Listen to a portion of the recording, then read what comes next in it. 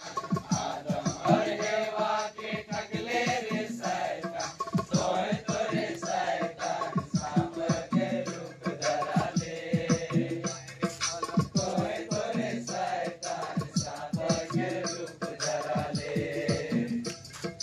शोभा और पूता के ठगले रे शैतान, शोभा और पूता के ठगले रे शैतान, तोय तोरे शैतान बीबी के रूप धरा ले। अरे वाला तोय तोरे शैतान बीबी के रूप धरा ले। छोड़ा और छोड़ी के ठगले रे शैतान, छोड़ा और छोड़ी के ठगले रे शैतान, तोय तोरे शैतान मोबाइल के रूप धरा ले।